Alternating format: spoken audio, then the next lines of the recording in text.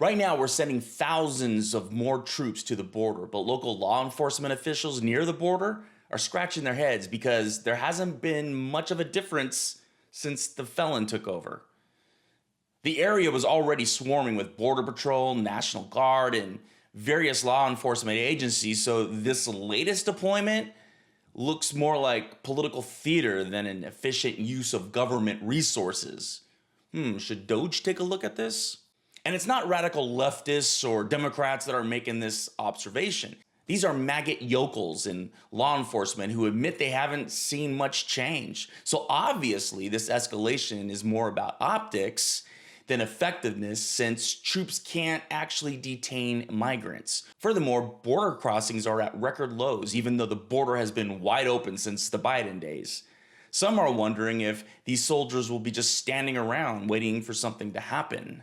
One sheriff put it bluntly, they might be bored. The border is already one of the most militarized regions in the country. Seeing that the maggots increased military spending by $16 billion to make these kinds of deployments, I can safely say that this reality series at the border the Felon is putting on is waste, fraud, and abuse. Well, Canada just hit the US with a 25% electricity tax because Felon Trump decided to play with our great economy and start a trade war. He thought it would be fun. Ontario's Premier Doug Ford basically said, you tax us, we tax you, and if you keep it up, we might just pull the plug. Literally, out of the socket. The convict is probably tanking the great economy that President Biden left him so he can say how bad it is right now. I guarantee that's what's going on. The economy was on a good trajectory until the Felon soiled our Oval Office again. Ontario sells power to millions of Americans in Minnesota, Michigan, and New York, and now their bills are about to get pricier. And if the Felon keeps pushing, Ford's ready to cut the cord entirely. And I hope they do. Meanwhile, Canadians are not amused, booing the US national anthem at games, canceling trips south, and even talking about slapping an oil export tax on top of it all. Ford put it bluntly, if Americans' gas prices jump $1, they'll lose their minds. So y'all might want to check your flashlight batteries or get those candles out. You know, if I had a Felon mindset, I'd sell candles with a picture of the convict on it saying, I did this. The Supreme Court just agreed to hear a challenge to Colorado's ban on conversion therapy, and LGBTQ+ advocates are not thrilled. The case was brought by a counselor who says the ban violates her First Amendment rights. Colorado's law passed in 2019, and it blocks therapists from trying to change a minor's sexual orientation or gender identity. But now SCOTUS is stepping in. And if they strike it down, similar bans in 20+ states could go poof. Yeah, the cat doesn't like it. The court will hear arguments in the coming months and drop a ruling by June, but the fact that at least 4 justices wanted to take this up, yeah, that's making a lot of people nervous, and it should. To make an educated guess, this Supreme Court will side with the state because they are not about freedom. Yeah, I could care less if a little boy finds another little boy attractive or if a little girl wants to be a little boy. Why are we restricting the freedoms of our children to find someone they can talk to about all of that stuff? Now, if that was my kid, I would want that. And since these maggots are obsessed with children, maybe they should try loving them instead of controlling them so they don't grow up to be love-hungry Felon Trumps. You know, there's no hate like Christian love. So what do you think? Is this about free speech or is it an attack on LGBTQ+ rights? Yeah, so Lauren Boebert is showing off her vile self again. She called Representative Al Green's actual cane a pimp cane. Pimp cane, after he stood up to Felon Trump during his boring-ass speech to Congress. Green, who uses that cane for mobility, was protesting the Felon's threats to Medicaid and Social Security for his constituents. Meanwhile, Boebert doubled down, saying his actions were abhorrent. Maggots don't live in the real world, so she's not aware that she actually heckled and screamed at President Biden during his State of the Union. Let's not forget her other public decorum moment, getting booted from Beetlejuice for vaping and showing inappropriate PDA. And now, she's throwing out racist and ableist remarks at Al Green while lecturing him on decorum.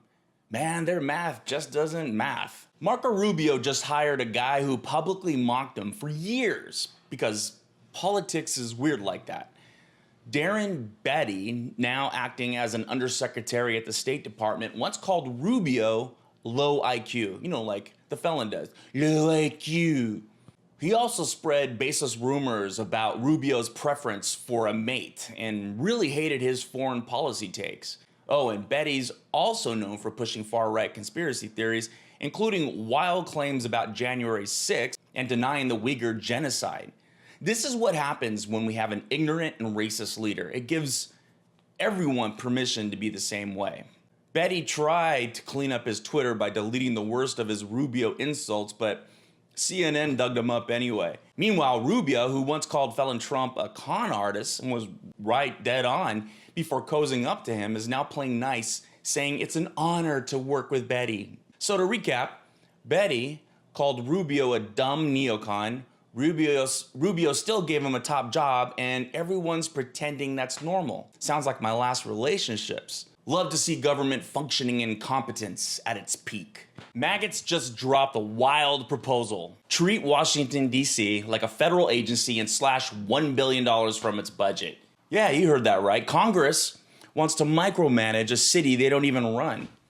If this happens, it could mean layoffs for teachers, cops, and firefighters, plus a hit to the city's credit rating. And guess what? It barely even helps the federal deficit because most of that money comes from local taxes. And why can they do this? Because Congress has a special control over DC and has used it for years to score some political points. Obama let Republicans block DC from funding abortion like it was a trading card. I mean, is giving the rich in this country a tax break worth all of this suffering and drama? I have an idea. Let's take what the rich have and use it to pay down our debt and help our people out. And then we won't have to worry about the upper class anymore and about their feelings. Ironically, if maggots push this through, they might just make the best argument for DC statehood. Transportation Secretary Sean Duffy just axed Biden-era policies that prioritized climate-resilient infrastructure. His reason? It's too costly, too bureaucratic, and his words, part of a radical social and environmental agenda. The maggots just Moscowed building resilient infrastructure by politicizing it, and people are okay with it. They're complying. President Biden's memos encourage states to upgrade roads, bridges, and highways to withstand climate change.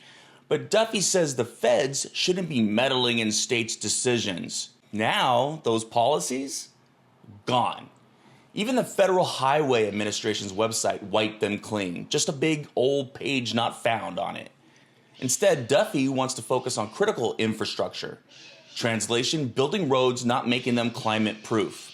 Make roads that don't last so that we can pay our billionaire company owners more money to redo them in a year or two. These rollbacks make future disasters more expensive and roll back the red tape for their business friends. So our felon president wants faster infrastructure that won't last to make his donors richer. That's what the uneducated maggots voted for. Texas is out here trying to make gender identity a crime. A new bill would make it a felony for transgender people to list their gender differently than their sex assigned at birth on job or government documents. Yeah, a felony with up to 2 years in jail and a $10,000 fine.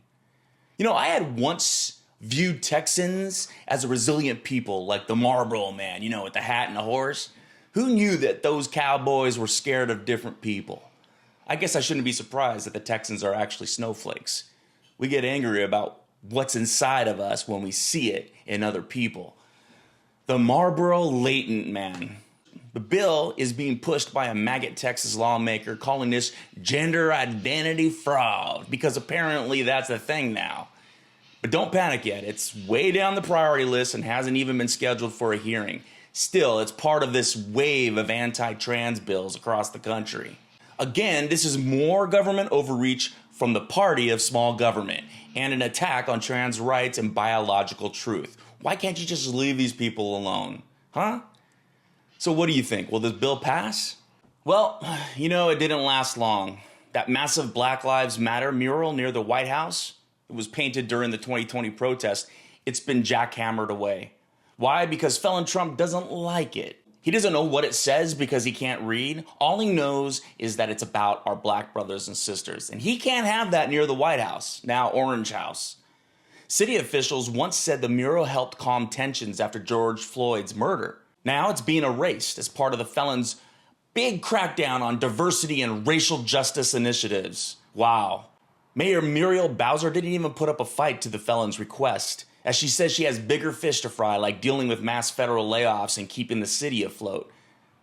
But a lot of people see this as erasing history. I do. Onlookers snapped photos and some called it a slap in the face. One woman said black history clearly doesn't matter to the Felon. No, it doesn't. Felon Trump is unaware of the history that made America great, like how our black brothers and sisters built this country. Well, this is awkward. The tech billionaires who had front row seats at Felon Trump's inauguration, Musk, Zuckerberg, Bezos, and friends, they have collectively lost $210 billion since he took office. I guess it turns out that betting on Felon Trump's economy might have been a bad investment. But here's the thing. They can afford to lose that, right? I can't. That's my retirement and life savings. My money is something for Felon Trump to play with because he's got a fragile ego. Musk took the biggest hit, down $145 billion. Ouch. Bezos lost $31 billion. Sergey Brin is about $23 billion. And even Zuckerberg is $8 billion lighter. The S&P 500 is down 7% since January thanks to mass layoffs and the Felon's tariff chaos. For context, these guys made billions between Election Day and inauguration. Now, it's like a financial roller coaster with no seatbelts. Bloomberg calls it a stunning reversal. So I guess the moral of this story is that billionaires might be rich, but even they can't predict Felon Trump's economy. I bet that's not how their story will end, though. Felon Trump wants to cut your ACA enrollment time. Again, he did it the first 4 years. Right now, you get from November 1st to January 15 to sign up, but Felon's like, nah, let's chop that down to December 15. The reason? According to his team, it'll streamline the process, which is bullshit. Let's be real, fewer people enrolling means fewer people insured. The Felon will do all he can to sabotage our right to access government services. And why? Because he doesn't want to pay taxes? Well, I don't want to pay taxes either, you orange motherfucker, but not all of us can be a billionaire and leech off the government like these maggots are doing. You know, we just need to defund this government. This proposal to cut the enrollment times also blocks Dreamers from ACA coverage and suggests insurers should stop covering gender-affirming care starting in 2026. And here's a little reminder, during the Felon's first term, he slashed enrollment time and outreach causing signups to tank. Under President Biden, ACA enrollment hit record highs, with 24 million people signing up this year. But those expanded subsidies, they expire soon. So if you like affordable healthcare, maybe keep an eye on this one. Also, my request to you is to choose an issue and support it. Maybe it's healthcare, until we can depose this orange douchebag. Believe in truth, I'll be back with more of it.